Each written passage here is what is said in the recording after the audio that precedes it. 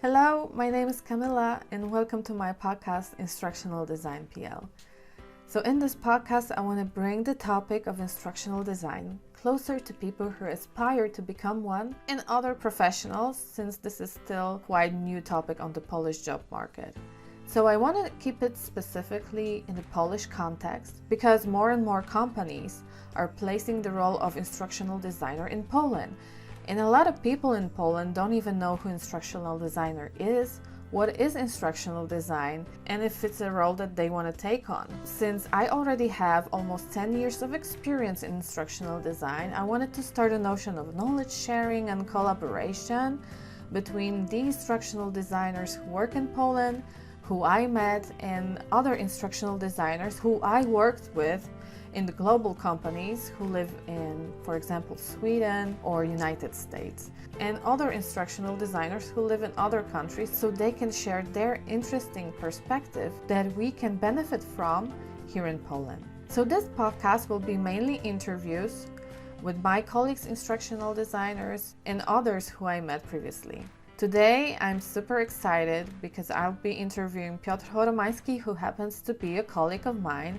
We work on the same project 6 months now, and I think we established a good relation of trust and relying on each other. So let me introduce Piotr properly to you. Piotr has many years of hands-on experience in training development and delivery. He's an instructional designer, a business English teacher, and a university instructor. He has also worked as a team leader for back office operation teams and as project manager. So in short, Piotr has experience assessing training needs, designing courses, creating training materials, and delivering training. So the main topic of our conversation will be instructional design. A little disclaimer. So the interview with Piotr will be recorded on StreamYard using my intranet camera, and the intro here is being recorded on my iPhone. So I hope you don't mind that you're gonna see the difference in angle and the quality of the recording. So welcome to the very first episode of my podcast. Enjoy.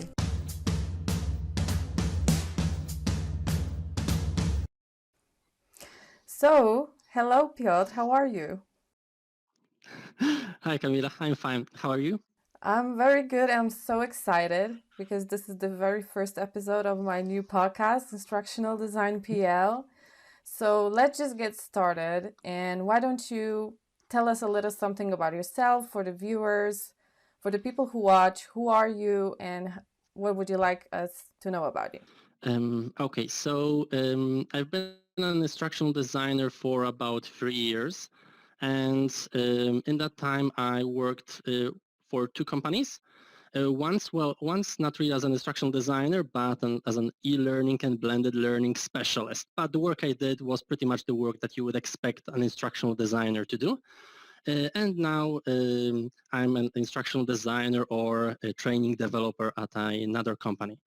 However, over the years, I've worked as a trainer, a course designer, course instructor, university designer, worked as a team leader in operations, project manager in operations. So focusing a little bit more on training development and training delivery, I would say that I've been on the side of the team developing, designing, delivering trainings, and also on the side of an internal client, those who set the requirements and receive those trainings. And yeah. So, thank you so much for that answer. And so my next question would be, because I assume that people who are watching this are people who don't really know so much about the instructional design, and because this field is something I would say quite new for everybody, it's quite a new role on the Polish job market. I guess people would like to know. The first question would be like, is that role even needed in the companies, and why would that be needed? So, what is your take on that? So short answer is yes, companies need instructional designers as much as they do need trainers. So I would say that any company that wants to or claims to invest in their employees' skill development, career development, and so on, they likely have training programs. And if those training programs, those trainings are to be designed and later delivered at a set high standard, you need people with the right expertise, the right repertoire of skills. So that's your instructional designers. Another reason why companies might or should employ instructional designers, or at least people who have the knowledge and experience that instructional designers have, because you do not have to be an instructional designer and be just that. You can be an SME and other things, but perhaps we'll talk about it in a second. The other reason is that well, the larger the company, the more changes it likely undergoes. So they have new processes, they streamline, improve, they change existing processes, and so on. So whenever that happens, people who own those processes need to be trained. So of course, SMEs and trainers can do that, can facilitate that. However, sometimes changes are so large, or SMEs and trainers do not have the capacity to facilitate uh, adequately well-designed, well thought out trainings. You employ the services of instructional designers to help and facilitate that. Yeah? So those are the two primary reasons, I think. And while you are mentioning the role of SME, so I wanted to make it clear for the viewers. So SME stands for subject matter expert. And what is your take on instructional designers becoming subject matter expert, or the other way around? What is your preference? As in the sense of, having the right expertise in order to be able to start developing training material. Um, that's not an easy question to answer because so my viewpoint, and I'll admit that right away, might be a little skewed in that as I mentioned previously, in my experience, I worked in operations as a team leader, back office specialty teams. So the teams I managed owned a lot of processes. So I was a subject matter expert in a lot of company internal processes, and only then moved on to instructional design. However, I think that in order to be a good instructional designer, or even an excellent one, you do not need the kind of background that I've just described or anything similar to it. Because being an effective instructional designer is, on the one hand, so is, as with most things, about knowledge, skills, and experience. So knowledge of the different learning methodologies, teaching methodologies, and so on.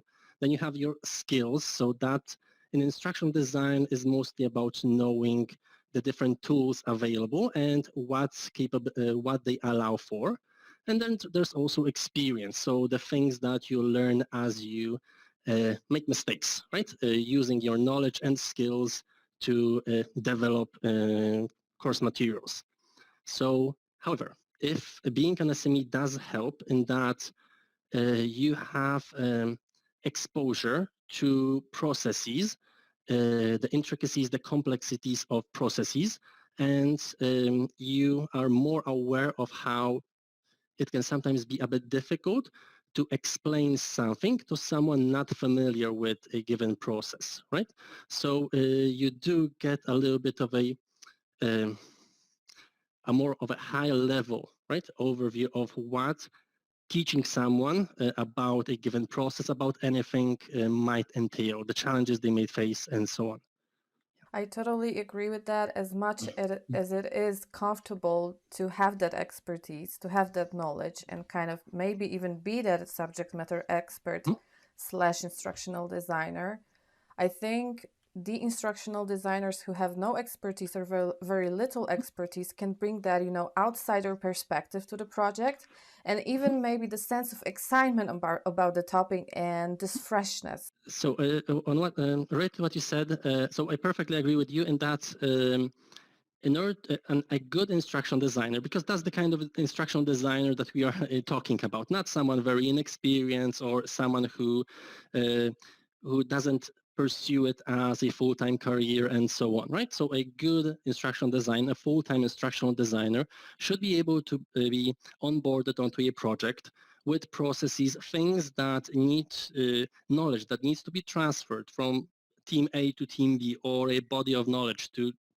a group of people, needs to be able to be rolled onto that project, familiarize themselves with what they need to transfer, be it a system or an instruction manual, and dissect it and know, and later implement how that knowledge should be taught, right? Set the objectives, think about the audience, and a variety of other things that instructional designers do. And the topic doesn't really shouldn't matter. Whether you're developing a course related to pharmaceuticals or complex engineering or anything, right? If you're a good instruction designer, you should be up to the task. Mm.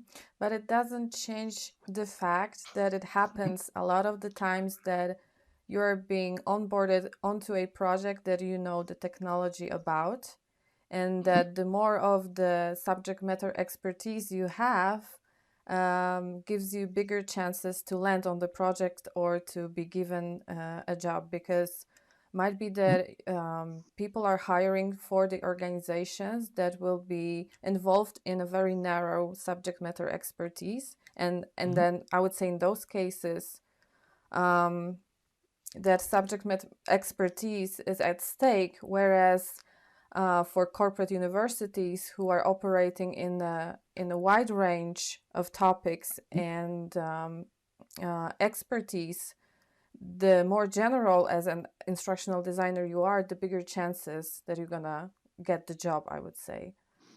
Yes, yes. And adding to that, I would say that it does help if you are familiar with a given industry, market, and so on, a given topic even. And it's good for a variety of reasons. One is that it will likely be more fulfilling for you to create course materials related to it than it might be to some other things that you, in your subjective opinion, find boring or uninteresting.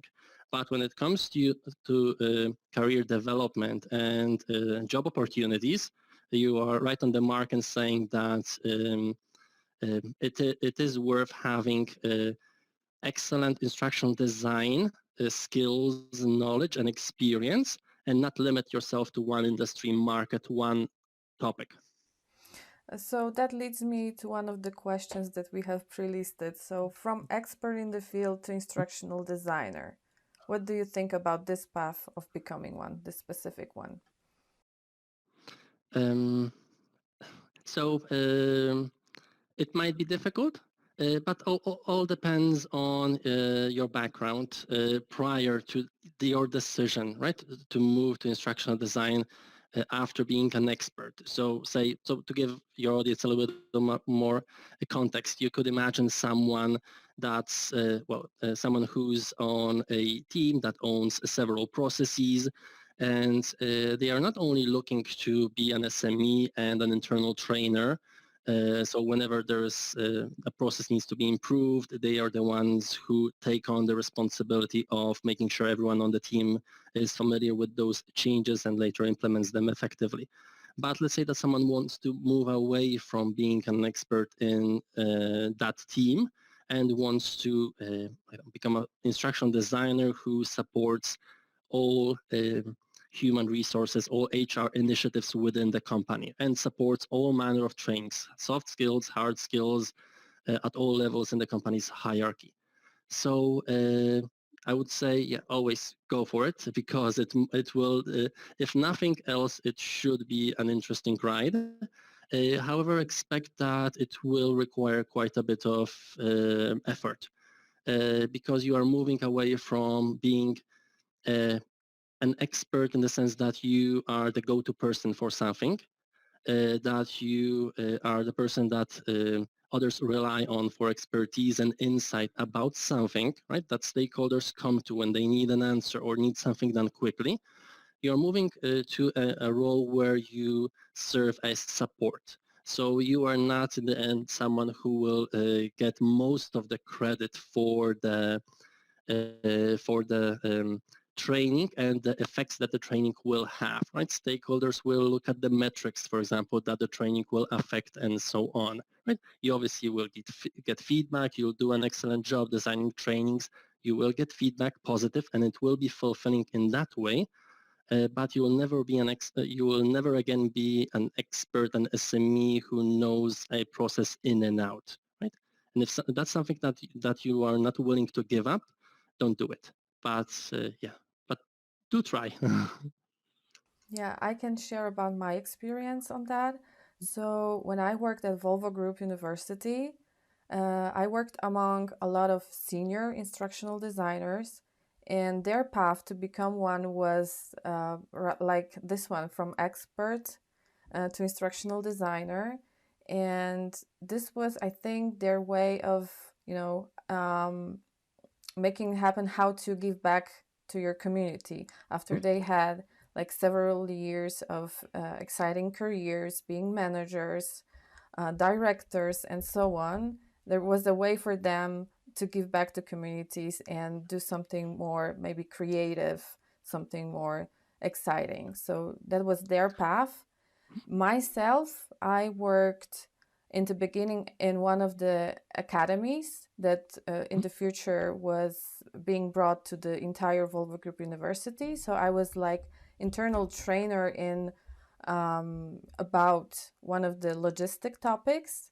And I was also creating training materials. I was called also instructional designer. And then naturally I moved to this to this internal Volvo Group University Learning Expertise team. So for me, it was a little bit like that, from expert in the field to instructional designer. So I had to give up all of my expertise.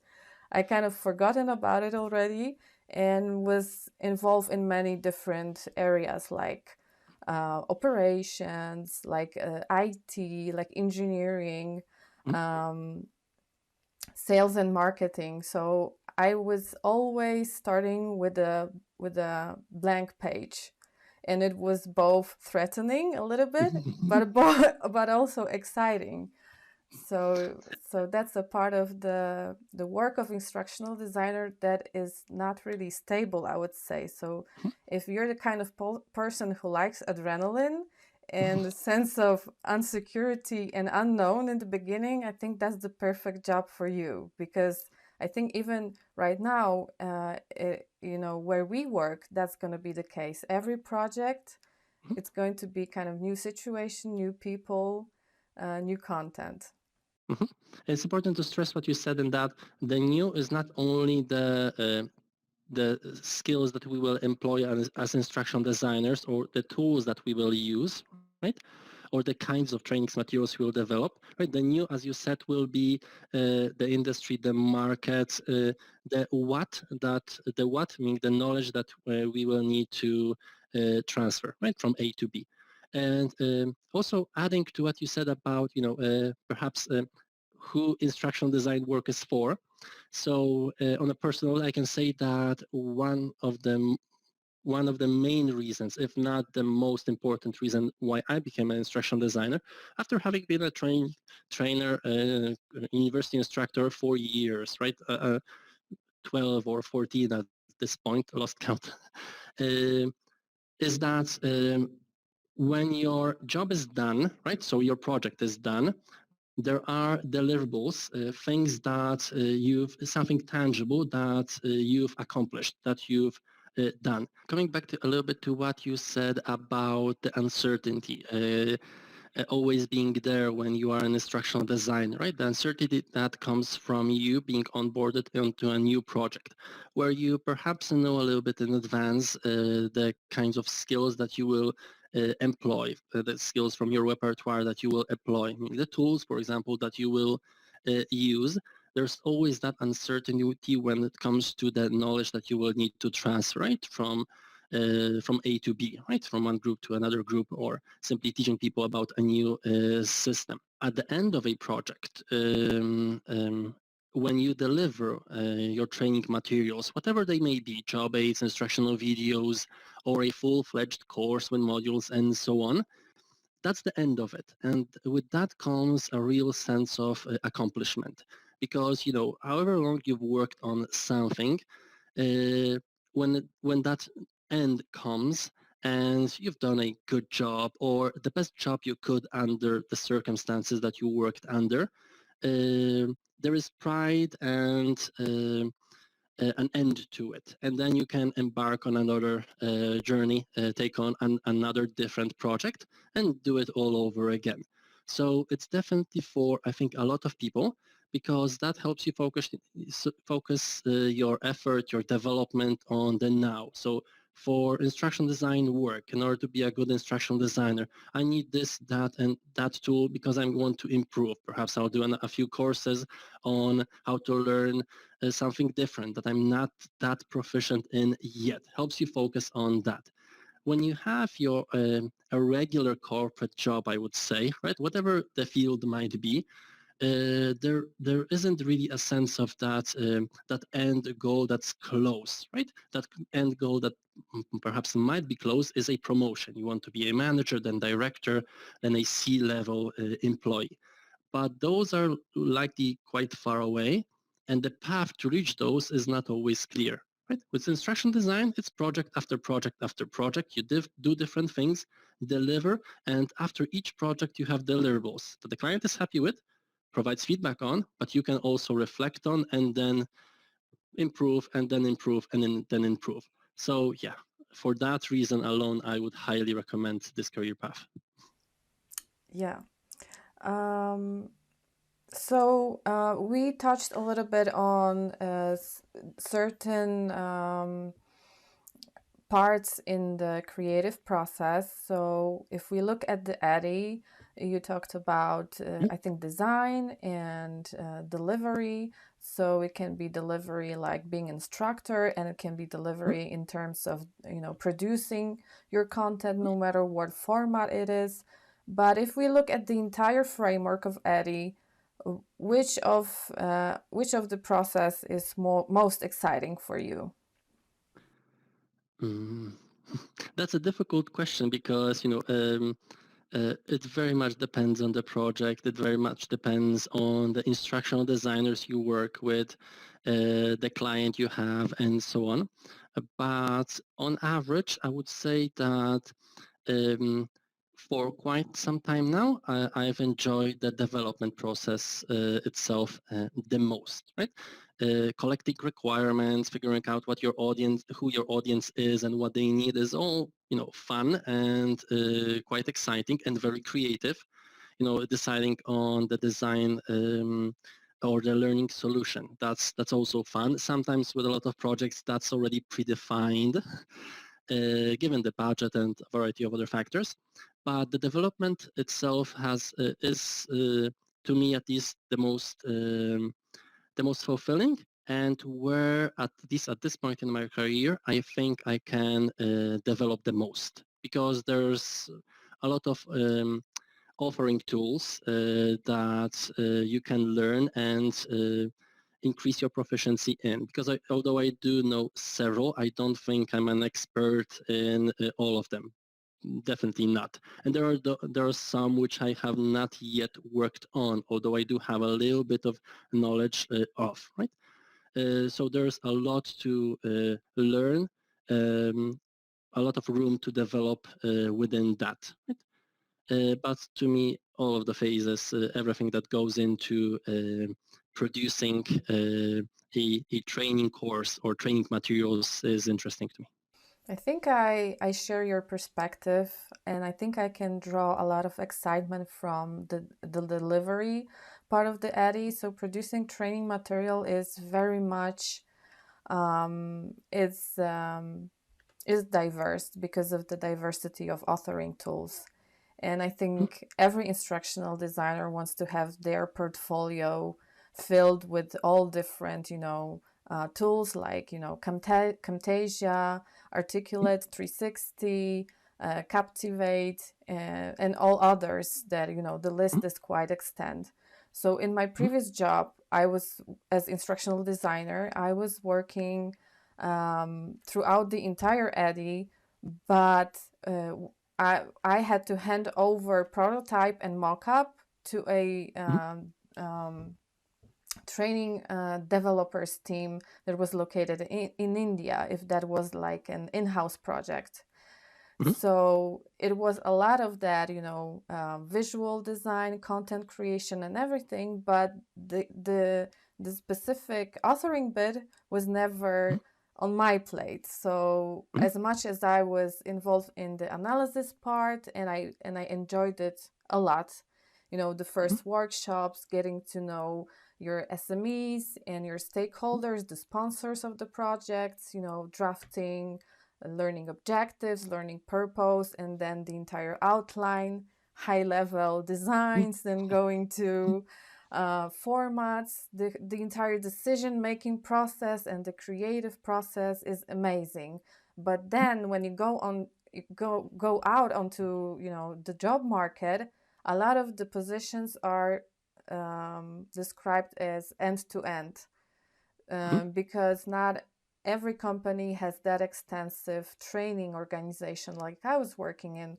Mhm. There was, I think, 150 people specialized in their silos. So I was learning Mhm. expertise, but there were content developers, there were people who were solely managing the LMS system. Mhm. So that's why I thought that it will be good to broaden your expertise as far as instructional design and have a Mhm. deep dive into authoring tools. So I kind of agree with you here, and now it's a big part of my excitement of the job of instructional designer.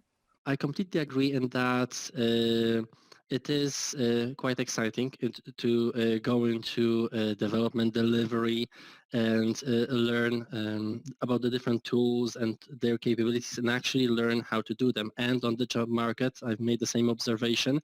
Companies want someone who will be able to manage the creative process end to end. And I would say that I don't think it's the reason for it is that companies want to save money. They want a single FTE who will know everything end to end instead of having two experts. One they rely on for one part of the process and an instructional designer developer for the other part. Because the primary reason I think might be that a lot of what you decide on at the very beginning of the process will naturally heavily impact the later development and delivery and also implementation. And impact also in the sense that at the very beginning, you have to be aware of the capabilities of the offering tools that later developers will use, and also the capabilities, restrictions, constraints, and so on of the LMS system that everything will be uploaded to, or LXP system that everything will be uploaded to. So an okay, so I agree with you because I made the same observation that a lot of companies nowadays look for someone, an instructional designer who will be able to manage the process, the creative process end to end, and that they will be able to help out it, help out with, or not even perhaps own the analysis of the training needs and so on, and everything that goes into it, but will also be able to manage the implementation. So for example, uploading things to an LMS system or a LXP system. And the reason that I think companies are looking for an instructional designer like that have less to do with them wanting to perhaps cut back on the number of people, FTEs that they have, and has more to do with them feeling more comfortable with someone who will be able to manage the process end to end. Because a lot of what you decide on early on in the process will heavily impact later stages, of course. So the development and the design and later implementation. And even perhaps a bit more importantly, a lot of what you might think will be possible to do or won't be possible to do will you will need to draw from your knowledge of the different offering tools that are available or you will be able to use, and the LMS or LXP system that are available or for a given project, for a given client, you will simply need to rely on. So without knowledge of those, you cannot really make those uh, well-informed decisions at the beginning of the process. So definitely a benefit to being able to manage the process end to end. I think that companies feel that someone like that they can rely fully on. Right? Yeah, and I think in the teams and in the organizations like we work now in, there are many instructional designers, and you can end up on a project with, for example, three or four. And if you happen to be a leader of that team, might be that you won't be delivering or developing training materials, but having the knowledge of the landscape of authoring tools, I think it's crucial for you to make the right decisions. Yes, and also now that you said that, it makes me think about experiences I've had recently where um, you might be onboarded onto a project quite late into that project's life cycle. It might not always be the case that you will be onboarded at the very beginning of a project, that you will at least get to observe how the training needs and goals and everything else is figured out, decided on. You might be onboarded just for the purpose of developing training materials, or you might be onboarded just for the purpose of implementing them into an LMS or LXP. So again, being someone who knows the process end to end and can support, facilitate every bit of it, that's something that perhaps is becoming a requirement for instructional designers, less of a nice to have for instructional designers.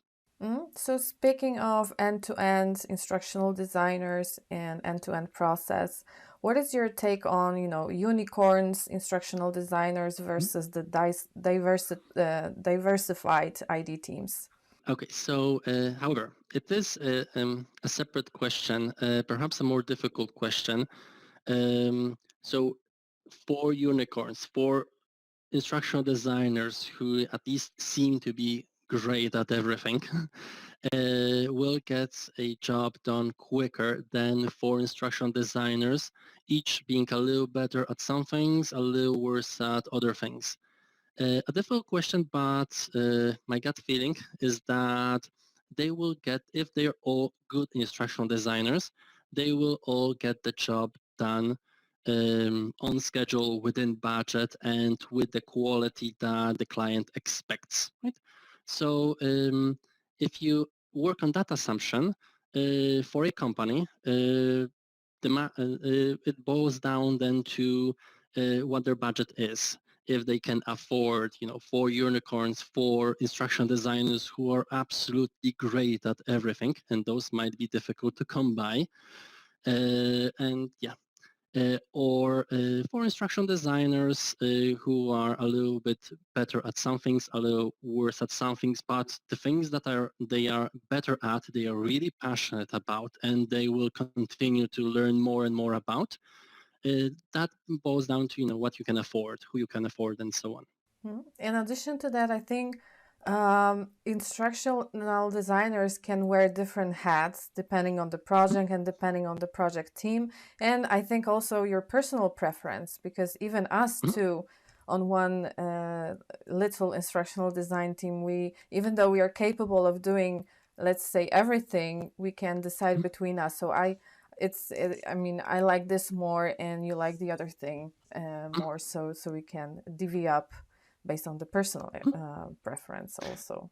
Yeah, and that also leads us perhaps to something that we have not yet talked about, and something that I think we should make everyone aware of is that what you said earlier about the analyze phase, with regard to your audience is and how to best transfer knowledge to them, and so all of that which happens at the beginning of the creative process. All of that, at least how you described it and how I know it to be, is quite interesting, quite exciting, and so on. But the latter part, the development and implementation, let's be honest with everyone, that can be tedious. That can be very repetitive. It's not like you will sit down and get a work product and later deliverable done in 2 hours, sip your coffee, then move on to the next one, and every work product, every deliverable will be something that you are absolutely proud of, and so on. No, it can be tedious, it can be boring. It is sitting in front of a computer for hours, editing, cutting, adjusting images, being frustrated at times with things not working on your laptop, working within your software. So naturally, people will develop preferences. I don't feel like working on this today. I prefer to, as you put it, put on a different hat for today, for the next couple of days. Mhm. Yeah, absolutely. And I think the phase where when you work on your deliverables, producing material, I think that's the time when you kind of need to close yourself into your cave, be the instructional designer caveman, or you can call it like a writer's cottage, Mhm. and Yes. really shut yourself down and focus Mhm. on those deliverables. So there are ups and downs, and those exciting stages, but also a lot of hard work related to Mhm. instructional design. So what are the key skills of successful instructional designer? Okay, so I would say that it very much depends on where you're at in your instructional design career. So if you are at the very, very beginning, and by that I mean you have not worked as an instructional designer for a day, or you have a little bit of experience, worked for a few months, and for whatever reason you want to change companies. So my piece of advice would be to focus on or learn about learning methodologies a little bit, so you have that foundation. Don't learn everything there is to learn because it's a huge topic, but learn enough to feel confident in that you will be able to make decisions during the development process. And then focus on a single offering tool, something that popular that you know that companies will use, will rely on. Obviously, when making that choice, you can decide between video editing or um, more or larger pieces of software like Storyline or Captivate, but focus on one and be good in one, be able to do certain things in one. Because when you're looking for a job or changing jobs early in your career, perhaps less than the years of experience you have, less important will be the years of experience you have, and more important will be what you are actually able to do. That you will be able to go into a job interview and say that if you need an instructional designer who is able to edit the videos, and edit them using one of the most popular video editing software or tools, then I'm the person for that job, or whichever other tool you want to learn. If you are further along in your career and you feel that you are not a good or great instructional designer, well, you should look inwards and not to me or you, Camila, perhaps, for the answer. But it's uh, where I would start if I got that feeling at some point. I would not start, I would not sit in a dark room with a glass of wine or a cup of coffee contemplating, my career. What I would do is look at my deliverables, look at the trainings that I've prepared, look at what I've actually, through hours of work, been able to do. and think about how I could improve those things. So, and perhaps the answer to, where you need to improve, what skills you need to acquire will be right there in front of you, because you might see that everything seems great, but the videos that I edit, don't have the right flow. So perhaps I need a little bit work with that. Or perhaps the coloring or the animations or those small things that make a video more attractive, those are not really present in my videos. So perhaps I need to step away from just focusing on learning that tool and learn a little bit about things related to marketing or the visual design, things like that. So my advice would be, and what I would do is look at my deliverables, what I've actually done, and start from there. You can also always ask someone for feedback, your superiors, but I would do that after I take a look at what I've been able to do so far in my career. Mm. Very well put, Piotr. What I would also add to it, because also I'm thinking on how to describe instructional designers and what are the skills. I kind of sometimes explain instructional designer as like business analyst, because it is a little bit explaining the expertise in an easy way, talking to a subject matter expert, and being able to transform the very dense content into something digestible. So if you have developed that skill in your previous job or on a job that you are in right now, I think business analysis could do for instructional designers. Yes, Another, definitely. yeah, go on. Go ahead. Another thing I was thinking is project management, Mm-hmm. because going through even ADDIE model, that's like you have key milestones and deliverables, and being able to project manage that, to plan that accordingly so you meet the deadline, I think it's crucial as well. One thing that I'd like to add is that in terms of skills that an instructional designer needs, right? On top of everything that we've discussed so far about your mindset, about the tools that you need to know, the methodologies that you need to know, what I would add to that is you need, I'm not sure if it's a really a skill, but something that should definitely try and develop within yourself, is a sense of ownership. And that's very important in instructional design, because you will likely work as part of a team, and the different members of the team will collaborate, will cooperate, will help each other out whenever necessary. However, at the end of the day, at the end of the project, there will be things, deliverables that you will own, that you will be accountable for.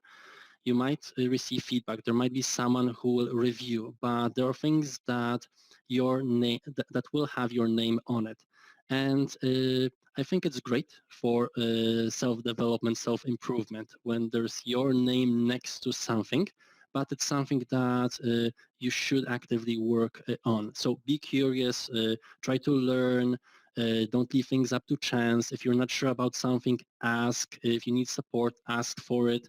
Um, Work hard and try to do the best job possible, because that at the end of the project, those things that you've created, those deliverables, training materials, their quality and their adherence to set standards and set requirements will be what your effectiveness or your effectiveness will be judged based on. Yeah. So definitely try and work on that. Yeah, and I think that also helps for people to establish good relations with other instructional designers with whom you can have this sense of so that you can rely on them. Okay, so since we covered key skills of instructional designers, why don't we tell people where to learn about instructional design? So I would say that just go online and find some open courses to enroll in. I've seen a few. I haven't seen many, but I did see a few, and the ones that I've seen have been very informative and of good quality. So that would be my starting point. Obviously, an alternative to that would be to befriend an instructional designer, someone who will walk you through the different things that you would like to learn. But perhaps the best option is to start with an open course um, and start with. After that, you definitely need to just sit down and try creating something. So whatever it may be, whether you are going to try and edit a video or you're going to try and create some interactive exercises, at some point you will need to just sit down with an authoring tool and try your hand on it, because you will quickly discover that early on and later in your career as well, you will often pose questions like, how do I do this? Or what else I could do at this point. And that's perfectly normal, and that's what frequently happens, I think. And the more you try and create, the more questions you'll pose. And after that, don't leave those questions hanging. Research. Either ask an instructional designer, reach out to a network if you're part of one, or simply look things up on YouTube or wherever else. Implement them and move on. Then another question comes up, research, find the answer and implement. I myself, even today, sometimes do pose the question, how do I do this? Or what else could I do here? How could I do it better? And so on. Research and discover things within a tool that I thought I'm quite proficient in, things that you can do to make your job easier or to make your end product better, right? So definitely try. Do not be afraid to fail. Uh, if you work on an authoring tool and those questions do not come, and you do not notice that you could do things better, you do not fail, it might mean that you're not paying enough attention to what you're doing, right? So be weary of situations where you feel that this is great, I couldn't do it better, the client will be 100% happy, and I'm a professional instructional designer now. Uh, be weary of those kinds of situations. Be happy when there are things that you spot and could learn and could improve on. Mm. Yeah, I Mm, totally agree. There's plenty of content on instructional design out there online, mm, on different websites, on social media, mm, like even LinkedIn Learning, on mm, Facebook within different groups, like YouTube as mm, well. But I would also suggest to seek within your own organization if you already work mm, somewhere, because if there are instructional designer, they will pretty likely want to become your mentor, and you can start a mentorship program maybe, mm, and that way you can get to know instructional design more and more. And then if you end up on a team of instructional designer, use the internal knowledge sharing as much as possible, mm. because that is a great source that will be very close to your business and the context that you will be operating with. Yes, there's a lot of truth in what you said, and made me think of one more thing, that uh, if you're further along in your career and you're a fairly experienced instructional designer, you're a good instructional designer, so you know that you don't yet know everything, and you simply don't know all the offering tools, or are not proficient in all of them, or highly proficient in all of them.